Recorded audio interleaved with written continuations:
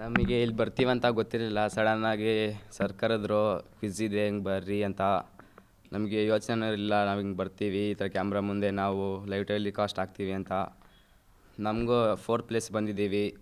ಅವರು ನಮ್ಗೆ ಸ್ವಲ್ಪ ಬೇಜಾರಿದೆ. ಅವ್ರು ನೆಕ್ಸ್ಟ್ ಟೈಮ್ ಟ್ರೈ ಮಾಡ್ತೀವಿ ಅಂತ ಹೇಳ್ತಾ ಜನಶಕ್ತಿ ನ್ಯೂಸ್ ಕಡೆಗೆ ಧನ್ಯವಾದಗಳು.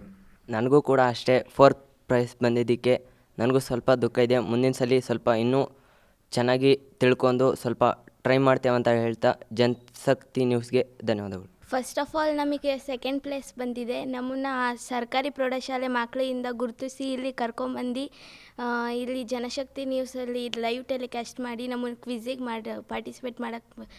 ಪಾರ್ಟಿಸಿಪೇಟ್ ಮಾಡೋಕ್ಕೆ ಅವಕಾಶ ಕೊಟ್ಟಿದ್ದಕ್ಕೆ ಜನಶಕ್ತಿ ನ್ಯೂಸಿಗೆ ಥ್ಯಾಂಕ್ಸ್ ಹೇಳೋಕ್ಕೆ ಇಷ್ಟಪಡ್ತೀನಿ. ಎಷ್ಟೋ ಕ್ವಿಝಲ್ಲಿ ಪಾರ್ಟಿಸಿಪೇಟ್ ಮಾಡಿದ್ದೀವಿ, ನನಗೆ ಈ ಥರ ಎಕ್ಸ್ಪೀರಿಯನ್ಸ್ ಆಗಿರಲಿಲ್ಲ. ಜನಶಕ್ತಿ ನ್ಯೂಸ್ ಅವ್ರಿಗೆ ಥ್ಯಾಂಕ್ಸ್ ಹೇಳೋಕ್ಕೆ ಇಷ್ಟಪಡ್ತೀನಿ. ನಾವು ಇಲ್ಲಿಗೆ ಬಂದಿದ್ದಕ್ಕೆ ನನಗೆ ತುಂಬ ಖುಷಿಯಾಗಿದೆ.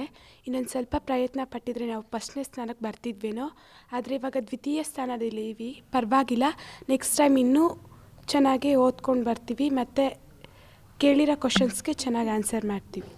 ಜನಶಕ್ತಿ ನ್ಯೂಸ್ಗೆ ಧನ್ಯವಾದ.